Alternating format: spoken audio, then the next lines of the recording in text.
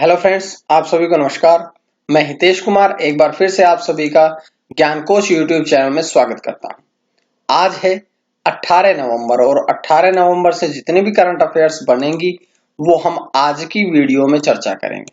इस वीडियो का पीडीएफ आपको ज्ञानकोश यूट्यूब चैनल के डिस्क्रिप्शन में मिल जाएगा या ज्ञानकोश नाम से ही टेलीग्राम चैनल है और ज्ञानकोश नाम से ही फेसबुक पेज है। ये दोनों के लिंक भी मैंने डिस्क्रिप्शन में डाल दिए हैं। आप लोग इन दोनों ग्रुपों को भी ज्वाइन कर ले ताकि आपको करंट अफेयर के अलावा भी नोट्स मिलते रहे। चलिए शुरू करते हैं आज की कुछ महत्वपूर्ण करंट अफेयर्स। बात करते हैं पहले प्रश्न पे।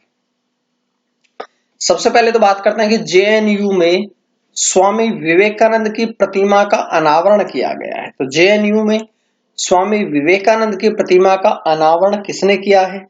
ये किया है हमारे देश के प्रधानमंत्री श्री नरेंद्र मोदी ने। हमारे देश के प्रधानमंत्री नरेंद्र मोदी ने जेएनयू अर्थात जवाहरलाल नेहरू विश्वविद्यालय दिल्ली में स्वामी विवेकानंद की प्रतिमा का अनावरण किया है। बात करें अगर हम इस मूर्ति के या इस प्रतिमा के मूर्तिकार कौन है तो नरेश कुमावत। उन्होंने 7 महीनों में इस मूर्ति को, इस प्रतिमा को तैयार किया है। अब देखिए यहां पर लिखा है जेएनयू। जेएनयू की अगर हम फुल फॉर्म पढ़ें तो जवाहरलाल नेहरू यूनिवर्सिटी यानी कि विश्वविद्यालय दिल्ली में है।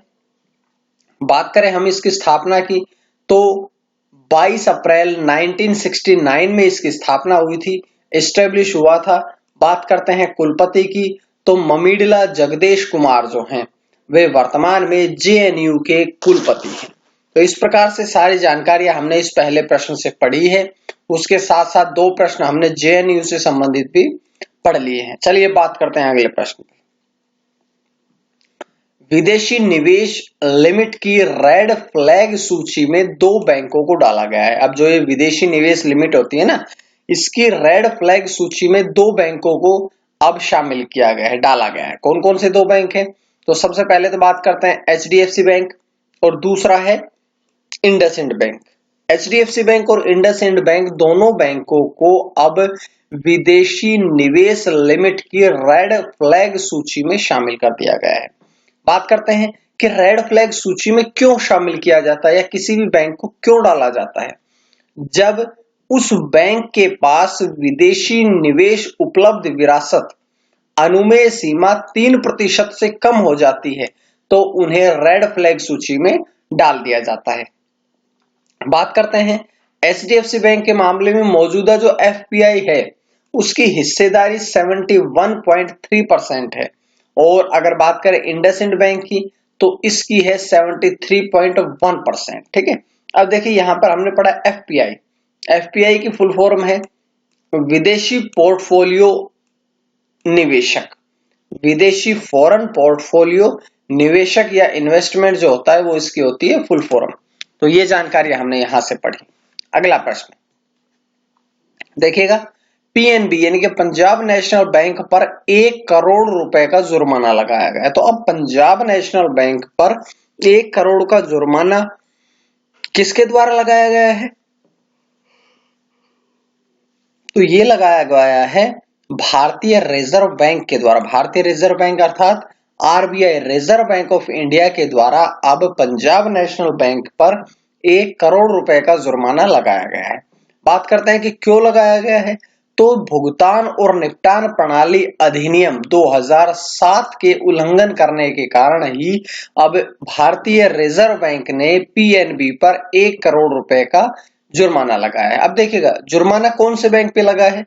ये लगा है पीएनबी पे। तो अगर पीएनबी पे लगा है तो पीएनबी के बारे में कुछ प्रश्न जो कि परीक्षाओं को ध्यान में रखते हुए इंपॉर्टेंट होते हैं वो पढ़ते हैं।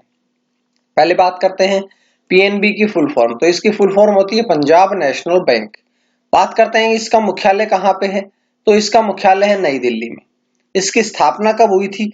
तो यहां से इंपॉर्टेंट प्रश्न है कि इसकी स्थापना 19 मई 1894 में हुई थी, लेकिन भारत में नहीं हुई थी उस समय, क्योंकि भारत और पाकिस्तान एक ही देश था, भारत के रूप में था या हिंदुस्तान के रूप में था।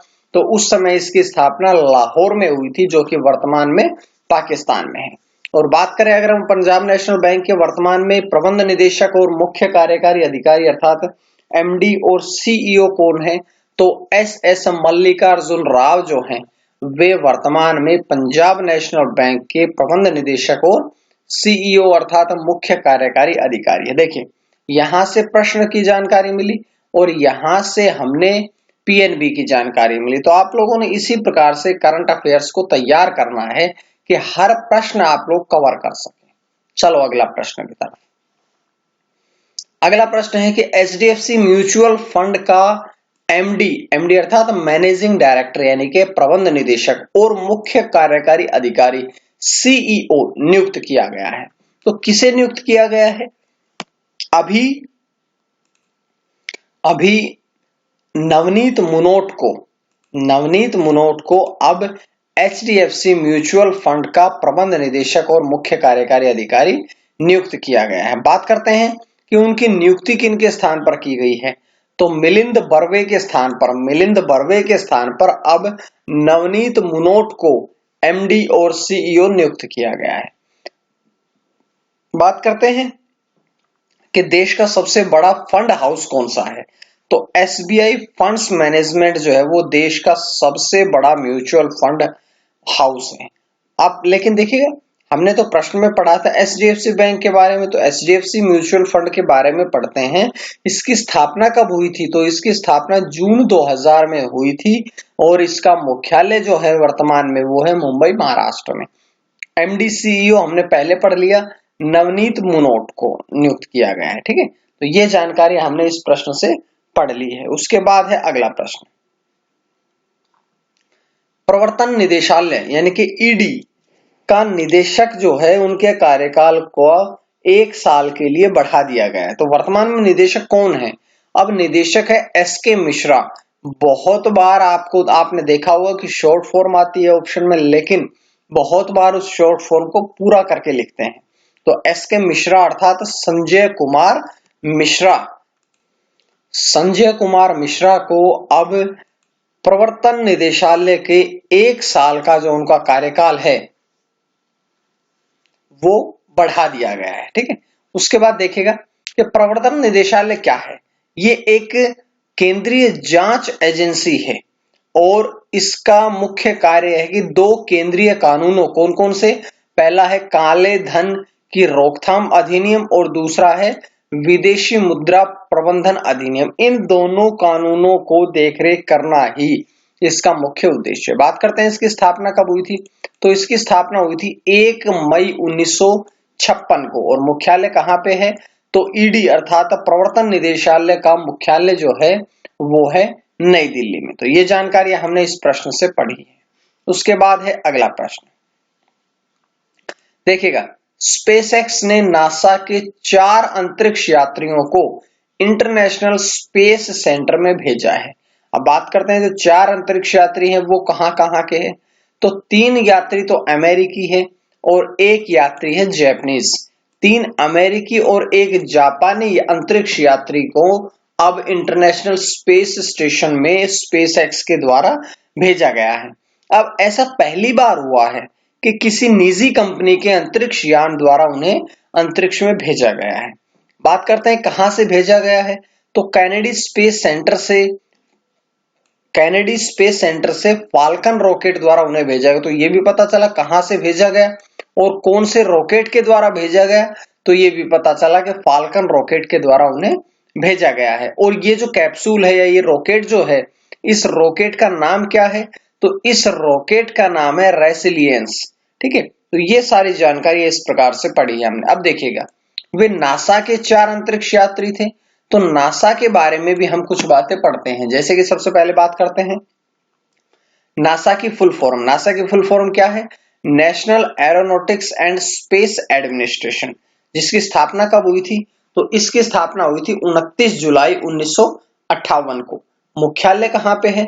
तो इसका मुख्यालय है वाशिंगटन डीसी में। तो इस प्रकार से देखिएगा हर प्रश्न को हम कवर करते चल रहे हैं। अगला प्रश्न, professor A N Bhaduri memorial lecture award 2020 से सम्मानित किया गया है। तो अब किसे सम्मानित किया गया है? ये सम्मानित किया गया है डॉक्टर सुषंता कर को। डॉक्टर सुषंता कर जो है उनको अब एक अवार्ड जिसका नाम है professor A N Bhaduri memorial lecture award 2020 इससे सम्मानित किया गया है। क्यों सम्मानित किया गया, किस क्षेत्र में उन्होंने योगदान दिया था, तो उन्हें लीशमेनिया डोनोवानी की जीवन रक्षा पद्धति को परिभाषित करने के लिए सम्मानित किया गया है। अब देखो, एक यहां से हमने एक नई चीज पढ़ी है कि जो लीशमेनिया डोनोवानी है, ये एक प्रकार का प्रोटीन परजीवी है, प्रोटोजोन परजीवी है, और प्रोटोजोन परजीवी होने के साथ साथ एक ऐसा परजीवी भी है जो मैक्रोफेज और आंत को संक्रमित कर देता है। मैक्रोफेज और आंत को संक्रमित करने के कारण हमारे शरीर का पाचन तंत्र खत्म होता है, खराब होता है, और पेट से संबंधित बीमारियां सीधी सी डायरेक्टली आती हैं। तो ये जानकारी यहां से थी। उसके बाद है, भारतीय क्रिकेट टीम की नई किट स्पॉन्सर बनी है, तो कौन सी कंपनी बनी है, अभी बनी है एमपीएल स्पोर्ट्स। एमपीएल स्पोर्ट्स जो है वो दिसंबर 2023 तक भारतीय क्रिकेट टीम की नई किट स्पॉन्सर बनी है। और अब जो वो भारतीय अंडर 19 की भी बनी है, महिला टीम की भी बनी है और पुरुष टीम की भी बनी है। तो इस बात को आपने पढ़ना है कि भारतीय टीम में पुरुष भी आ गई, महिला टीम भी आ गई और अंडर 19 टीम भी आ गई है। ठीक है, अब देखिएगा कि अब जो आगामी ऑस्ट्रेलिया दौरा होगा, इस आगामी दौरे पर टीम इंडिया नई जर्सी पहनेगी। ठीक है, एमपीएल फैंटेसी गेम्स, एमपीएल जो कंपनी है वो फैंटेसी गेम्स से जुड़ी हुई एक कंपनी है। उसके बाद है कि पुदुचेरी के भाजपा पार्टी प्रभारी नियुक्त किए गए हैं। देखिएगा, पहले इस प्रश्न को समझिए। अब पुदुचेरी में भारतीय जनता पार्टी का नया प्रभारी नियुक्त किया गया। कल मैंने बताया था आपसे कि जम्मू कश्मीर का भी नया भाजपा प्रभारी नियुक्त किया गया है। तो अनुराग ठाकुर जो हैं वो तो भाजपा के जम्मू कश्मीर के लिए नियुक्त किए गए हैं, लेकिन अगर हम बात करें कि पुदुचेरी में किसे नियुक्त किया गया है, तो पुदुचेरी में नियुक्त किया गया है निर्मल कुमार को। निर्मल कुमार जो है उनकी नियुक्ति भाजपा अध्यक्ष जगत प्रकाश नड्डा अर्थात जेपी नड्डा के द्वारा की गई है। वे कर्नाटक के पूर्व विधायक भी हैं। और इनकी नियुक्ति का मुख्य उद्देश्य क्या है, तो उनकी नियुक्ति का मुख्य उद्देश्य ये है कि जो केंद्र शासित प्रदेश है इस पर अधिक ध्यान देना। क्यों ध्यान देना, क्योंकि 2001 के बाद से, वर्ष 2001 के बाद से लगभग 19-20 सालों से बीजेपी ने, भारतीय जनता पार्टी ने पुदुचेरी में एक सिंगल सीट भी नहीं जीती है। और इसी बात को ध्यान में रखते हुए अब निर्मल कुमार को पुदुचेरी में भाजपा पार्टी का प्रभारी नियुक्त कर दिया गया है। ठीक है, अब हम बढ़ते हैं आज के अंतिम प्रश्न की तरफ। पंजाब का राज्य आइकन नियुक्त किया गया है। तो पंजाब का राज्य आइकन किसे बनाया गया है, अब बनाया गया है अभिनेता सोनू सूद को। किसके द्वारा नियुक्ति की गई, तो उनकी नियुक्ति की गई है ECI, election commission of India, भारतीय चुनाव आयोग के द्वारा अब अभिनेता सोनू सूद को पंजाब राज्य का आइकन, राज्य आइकन नियुक्त किया गया है। क्योंकि सीधी सी बात है कि आप सभी ने सुना होगा, लॉकडाउन के दौरान उनके जो मानवीय कार्य थे, मास्क वितरित करे थे, जो प्रवासी मजदूरों को उन्होंने घर भेजा था, इसलिए उन्हें इस उपाधि से भी सम्मानित किया गया है। अब भारतीय चुनाव आयोग यानी कि ईसीआई द्वारा उनकी नियुक्ति की गई है। तो अगर हम बात करें भारतीय चुनाव आयोग का गठन कब हुआ था, तो भारतीय चुनाव आयोग का गठन हुआ था 25 जनवरी 1950 को। तो ये थी आज की कुछ महत्वपूर्ण करंट अफेयर्स। उम्मीद है आपको पसंद आई होगी, और अगर पसंद आई तो आप लोग ज्ञानकोश यूट्यूब चैनल को सब्सक्राइब करें ताकि आपको इसी प्रकार से डेली वीडियोस मिलती रहे। आज के लिए इतना ही। मां सरस्वती की कृपा आप सभी पर बनी रहे। आप सभी का बहुत बहुत धन्यवाद।